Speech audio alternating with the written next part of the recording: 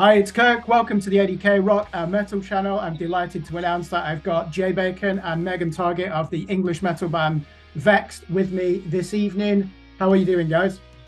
Feeling good? Really good, thank you. Yeah, how are you?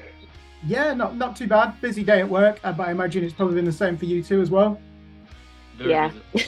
busy. So I want to really ask the question that's on a lot of lips from the Vex fan base, of which I include myself, and it's really your bass player Al. So the hmm reason I'm asking this question, he's not appeared in any of the three official videos for Negative Energy. He's not appeared in any of the official promo photos for this campaign. He did perform at the 2nd of July Tech Fest, and he did appear in a Loudwire feature on the 14th of July. Can you just Yeah. explain why he's not as prominent in the promotion for this album? Is he still in the band?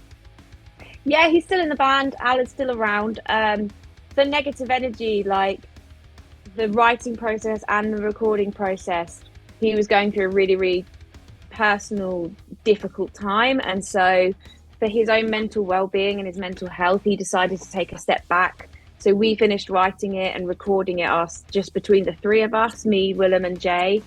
And then because obviously we'd done all of that ourselves, he and he still needed a bit of time to regroup and figure things out for himself.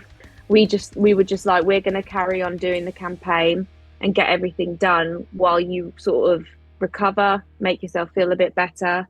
And then he sort of jumps in and out when he feels like he can.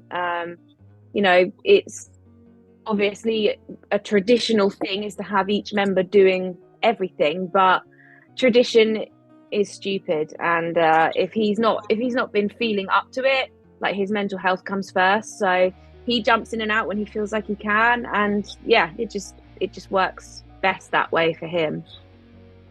Yeah, Jay, what's the plan B? If unfortunately he can't join you at a future show, are you just going to use recorded tracks for his bass parts? No, we'd probably get live basing from somewhere else if we had to. Obviously, we don't want to do that. We don't want to have to do that. But that'd probably be our first point of call. Before putting more than we need to on tracks. We try and make our live show as natural as we can. So we play all that we can live. So yeah, if for whatever reason Al couldn't make a show or he decided to step out like permanently, then yeah, we would get live basing still. I don't think we'd turn to tracks unless it was like an absolute necessity, really. Yeah. Okay. Well, it's good to know that he's still in the band and that you're safeguarding his interests as well. You're letting him have that time out because, yeah, it must be difficult being in the spotlight, and the pressure of writing an album. So, honourable thing to do. So the next thing that the Vex fan base certainly want to know, and you've already been asked this, but when can we expect to see dates for a UK tour? Very soon. Good. There's something on the horizon then. Yes, yeah, it's been a long time coming, but yes, very soon. I'm going to keep it that vague because, yeah, I don't want to let too much out. But yeah, very soon. And then after that, a lot more dates for other things. So the live front is looking a lot healthier. Mhm. Yeah. Can I just ask? You just said there's other things in the pipeline. So what are the expectation levels from Napalm Records that your management will start getting you out stateside and a wider mainland European tour? So it's more dependent on who would be willing to bring us out, really. For a band our size, I'm really proud of everything we've done and how far we've managed to get. But to try and headline the States at this stage would kind of be like dumb, So I think that is that's what we're hoping for, is that we can get out supporting someone that way, really. And I mean, I don't think that's too far around the corner, really. I think that's something that could potentially happen next year, and especially with like Meg was saying, the shows we got in the diary now should help our odds of that. But like, it's been like the number one thing on all of our bucket lists for a long time, is to get stateside.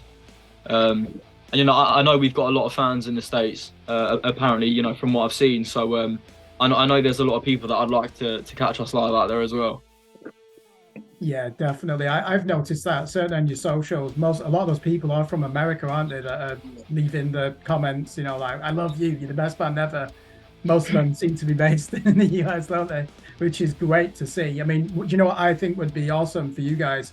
Imagine if a band like Northlane were to do a US tour for that album Obsidian, and with you supporting, that would just be the greatest spectacle, wouldn't it, for the certainly for your fan base? That'd be crazy. Like, I couldn't. Like, my brain cannot like comprehend the level of happiness that I would feel. Physically, I can't actually imagine that. Anything's possible, though, isn't it? Yeah. Speaking of that, though, you've had some high-profile gigs even over here. So, what are your fondest memories of that Spirit Box show from 2022? Was it 1 or 2 days? 2 days. Supported them? We opened both shows. I mean, the crowd both nights were just ridiculously good. Like, because like the moment we started playing and to the moment that we stopped playing and we walked to stage, everyone was just going crazy. There was no one really hesitated to get in the pit. Like, it was literally immediate, and it was non-stop as well. Like the momentum they managed to get, they kept it up for the entire show, and both nights were the same on that front as well. Yeah, I'd say the same for me. Like, it was just something that we'd not properly experienced before. I mean, we've had like amazing shows where people are moshing and going hard for us, but the connection with the crowd at the shows just felt so good, because it was our fans that really got us those shows. So when we were playing, it was just like, it just felt amazing because they'd got us there and we were just like playing our hearts out for them. So yeah, it was very emotional, but great. And another thing as well about them shows, because it was Islington Academy, it's 800 caps, so it's still, there's a lot of people there, but it's not too big to be like not intimate. It's still quite an intimate show in that sense. Still, you're not miles away from people, so even though we had, there's a lot of faces there, you still felt that connection between us on stage and the people watching us. Yeah, do you know, I just remember your Facebook post. You asked, Spirit Box delivered. Here's the date. Yeah. So yeah, that's the thing. You knew that was going to be a good audience, because you're right. The fan base had spoken to. I think Spirit Box just said, "Who would you like to see support us?" So how good's that? That most people have endorsed you and Caskets. I mean, that's got to be a vote of confidence in itself, hasn't it?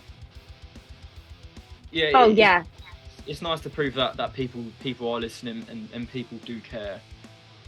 So obviously it's really easy to get in your own head and kind of get in that mindset where you kind of feel like, no one really gives as much of a shit as you may have thought they did. So when things like that happen, and like we end up doing like 2 crazy shows because people actually want to see us there, it's kind of relieving. It gives you some reassurance that people are listening and people do care and people do actually want to see us play.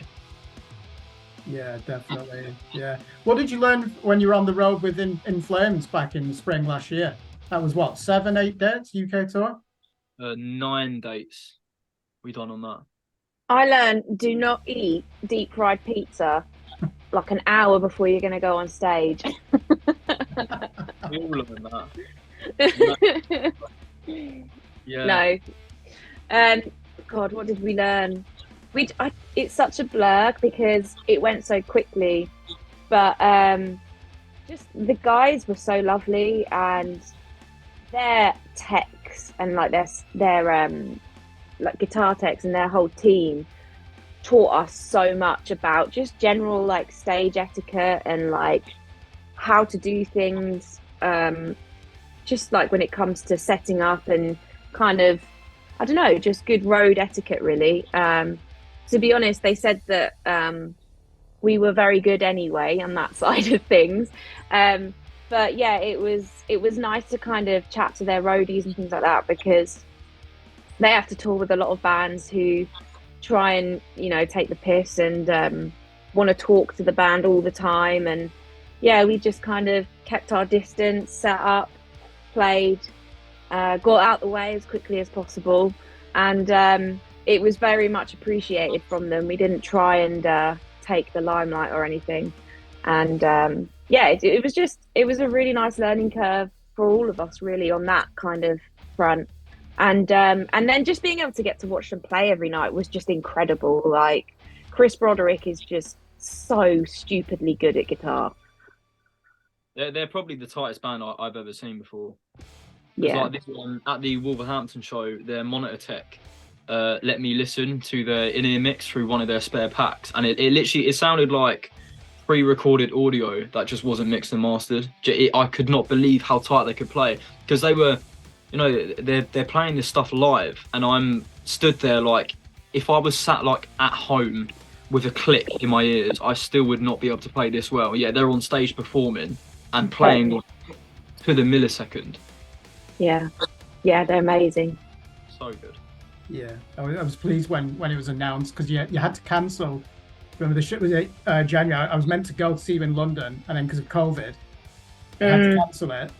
But I remember you saying, however, there will be some good news. And then later, at least you got this as I won't call it a plan B. I think it was just a really good opportunity, wasn't it? But at least the fans were able to see you on that tour. I didn't go for some inexplicable reason. I don't even know why. I didn't even go to the Spirit Box one, and that just does not make any sense, because I love Vexed and Spirit Box. But yeah, I wonder why I didn't go to that. It's maybe just life gets in the way, doesn't it? But I will definitely of course, looking for the announcement of that's coming out, I imagine, in the next few weeks. And I'll definitely be at your shows here. So, speaking of touring, how quickly were you able to pay off the debt for when your touring bus broke down in France last year? So, when we were stuck in France, our fans were able to get us to.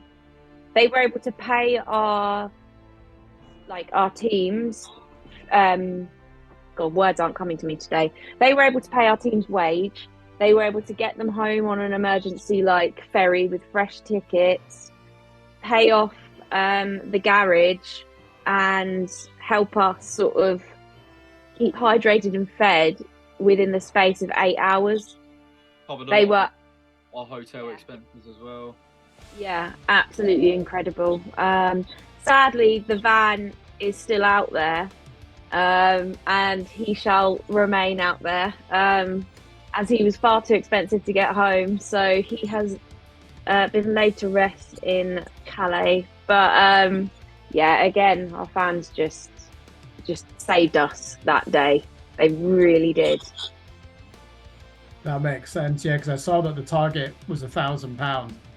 Mm-hmm. So I mean, I like the fans. I put in a contribution, and I think thank you. You reached that in a day. Then was it 8 hours? You say? God, it wasn't even 24 hours, was it? No, it was so fast. And I was hesitant to even put up a GoFundMe, because I was like, I don't want people to think we're trying to take any money or whatever. But we were so desperate, and it got to the point where we'd spent all our money, and then we needed to be able to get our crew home, because they had other jobs to go and do, other tours they were supposed to be on. It was just I just don't know how we're going to do this. It's just impossible. So I was really hesitant to do it. But then as soon as we did, just within a few hours, the goal had been reached. And even just an extra tenner would have been really helpful. So when we reached our goal within 8 hours, mental. It's one of those stories, isn't it? In 10 years' time, you'll be looking back on that, and you'll call it a war story, won't you? It's do you remember when the bus broke down? And So you're obviously a band that have gone through a lot of adversity, and we'll touch upon that later, Megan, because I know certainly some of the things that you've gone through, and that's because you're so candid in your lyrics. But I just want to ask, what was probably the biggest challenge you faced during the writing and recording of Negative Energy, your sophomore album that came out in May? The very start of the writing process was a bit of a ball ache. It took us a while to get any momentum. We'd written, especially during COVID and stuff, we'd written so much stuff that we pretty much completely scrapped a few months down the line.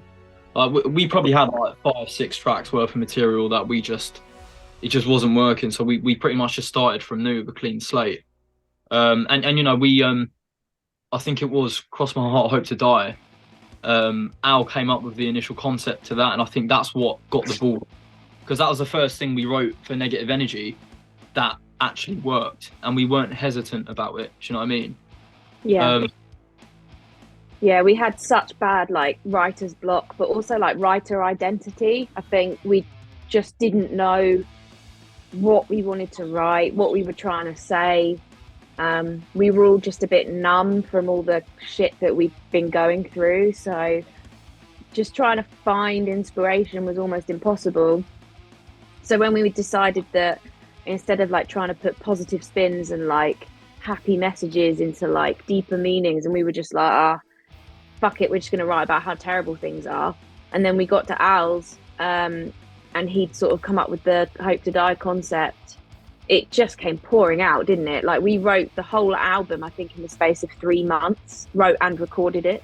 So every time we would go, because we'd always sit down to write together at Al's, and you know, in the meantime we'd just be coming up with little ideas individually. But from that moment onwards, pretty much every writing session we had was another track.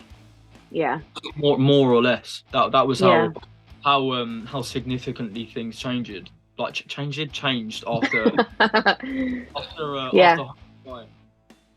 and it's weird how, like, to think about it actually, that we spent so much time not being able to do anything, or you know, we'd spend a whole day writing something and then the next week we'd completely delete it. And then the Hope to Die came about, and then every session after that was just another track. And we actually ended up with a slight surplus as well. Yeah. You know, we didn't scrape the barrel and go, oh yeah, we've got enough for an album now. You know, we wrote more than we needed to, and then just had to like wither it down slightly. That's interesting then, isn't it? So the turning point is when you wrote Hope to Die. That's what you're saying. Yeah. That's when the creative juices flowed, shall we say. But yeah, Megan, I don't think the listener would ever believe that there was writer's block, because certainly the lyrics, they just seem to, I mean, like take the song Extremist. How many lyrics are in that song? It just seems like you did that in 1 hour. It's great. You know, there's just so much vitriol there.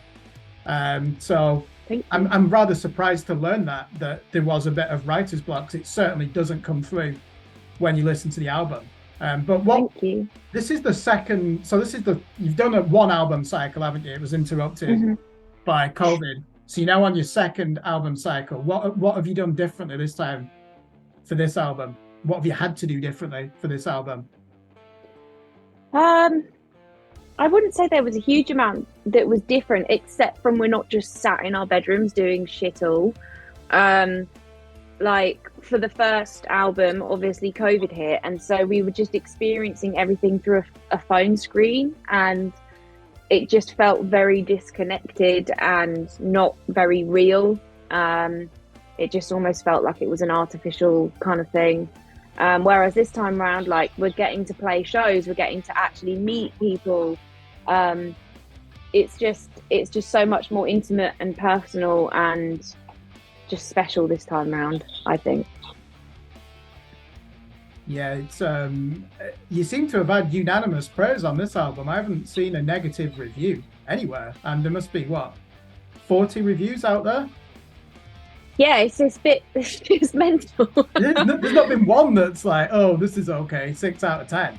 Everything has been really high, hasn't it? And been talking about the emotion and how dark the album is. Yeah, I thought my impression was the debut album was the same though. I mean, I reviewed it, but everyone seemed to be positive about that as well, didn't they? Yeah, it's funny. Like the first album, obviously, we still love it, still very fond of it. But by the time it came out, we'd already outgrown it, and our like taste in music had already gotten heavier, and it was like we're very fond of it, we love it, but you know, we've outgrown it already. So to us, having to go through the campaign for many reasons, but also just from like a maturity aspect, we were desperate to kind of like re-identify ourselves. So we feel more connected, and it like feels better, this album, because we're kind of doing it all real time. instead of doing it like, you know, much later on, because we had to delay the release of Culling Culture for like a year as well. So yeah, we're actually kind of living negative energy real time. So it just feels better. But I suppose, you know, the first album got a lot of love and we don't give it enough credit, I think, just because it was such a crappy time. We were just like, I don't know, let's move on from this. We don't want to move, we don't want to be stuck in this era kind of thing.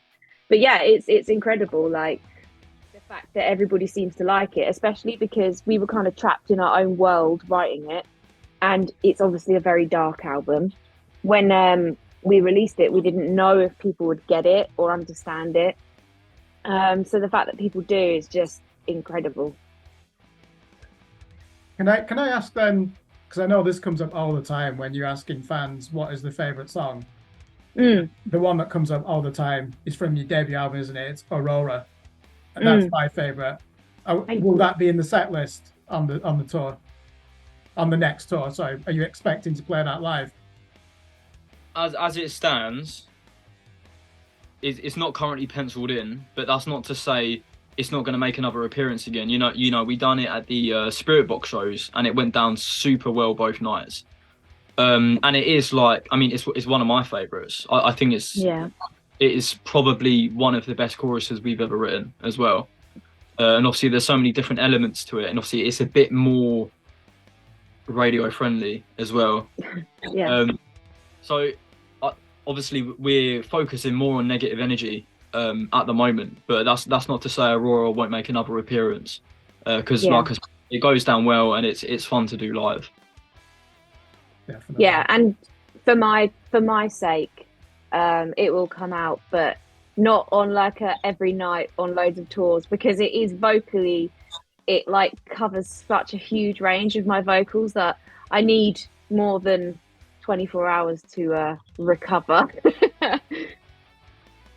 Yeah, that when I heard that, I instantly thought Megan has studied music. You know, when I heard the singing in that song, you can just tell. Am I right? You probably studied music at A level or something like that.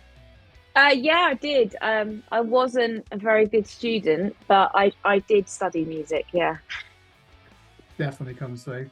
So I've just got two more questions for this. The next one, perhaps a bit more light-hearted, but what's the most embarrassing thing when someone who knows the band, when they meet you in the street? What makes you cringe when you meet somebody who knows the music of Vexed and they know who you are? Oh, I don't know. What do you think, Jay? Certain comparisons we get. Yeah, that is true. Yeah. So it's always very like meaning, and it's coming from a nice place. But often, if I walk into somebody and they're like, "Oh yeah, you're just like Courtney from Spirit Box, except from she's like up here and you're like here, but you're still really good." That's a bit like, thanks. We're going to come on to that when we talk about a certain song called Anti-Fetish, because I know exactly what those lyrics are about. And the final question then, we know that you're from Hertfordshire in the southeast of England. So which venue would you choose to play if you could in Hertfordshire if you were to do a homecoming show? I'm not saying that you're going to do a homecoming show or even see it like that. What would be the ideal venue in Hertfordshire for Vex to play if that was to happen? Oh, Hertfordshire, difficult.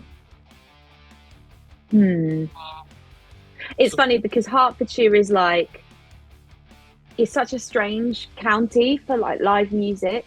It's almost like you have to kind of go to like the proper secretive places to find somewhere to go.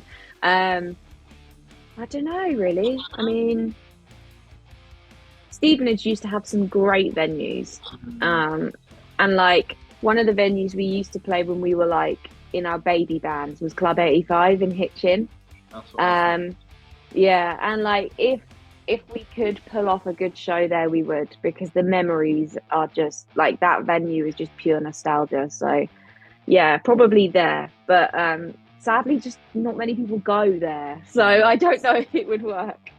Like obviously Hitchin, I think it's a little bit of a dead spot in that sense, like because it's kind of too far for people to travel from Cambridge and London. It's a bit of a trek either way.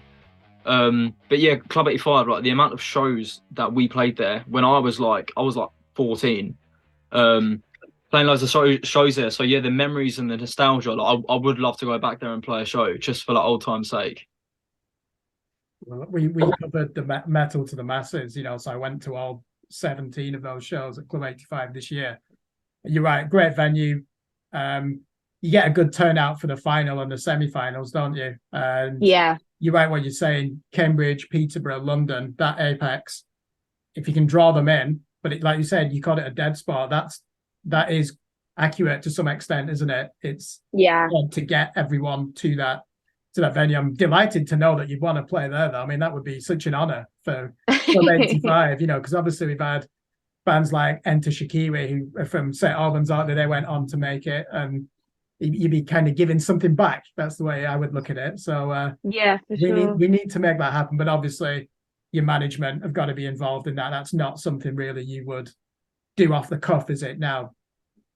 Sadly not. Like everything we do, we have to get approval from people. And like ultimately we could put our foot down and be like, fuck the lot of yous, we're doing what we want, but like we can't do that, you know. When you've got so many people on a team working hard for you every day, their opinion really does matter, and you really do have to take it into consideration. So I don't know, like it could happen. We just have to see what other people think and ask our team. But it would be really cool to like go back there. Because like I've been playing shows there since I was 14. So was Jay. I think that's where I first met you, wasn't it, Jay? Yeah, and like every time I would see Jay, I'd be like, "Are you like 16 yet? Because I want to start a band with you." But he was so much younger than me. I didn't want to like have to pack him a packed lunch and like make sure that he had his iPad fully charged going to a gig. I remember you asking me if I was 17 yet on my 15-year-old birthday. I was seeing that day, and you're like, "Are you 17 yet?" I'm like, "Nah, mate." It would be nice though. I'm just like trying to like imagine it now, playing a show and then driving 10 minutes to get home. Yeah. Exactly. I mean, do you know, it doesn't take long to walk home. I walk to Hitchin quite a lot. I can get there in an hour and 15 minutes from Stevenage Old Town. Obviously, you're not going to walk home after a gig, but yeah, it's just the next town along, isn't it? So that's what's great about that. But well, thank you very much for joining us for the interview. I hope that I've asked some of the questions. Certainly, I know that the fan base would want to hear, and I've had these questions inside me as well over the last few months. So I really appreciate your time. And what I'm going to say though to the viewers of this, go out, go and buy the albums, buy them on CD, go and buy some merchandise, and watch the videos on YouTube. I saw that you're already at 250,000 views, weren't you? I think within the first 3 weeks of Negative Energy coming out. So let's just hope people continue to do that. And thank you for joining us on the ADK Rock and Metal Show. Thank you for having us.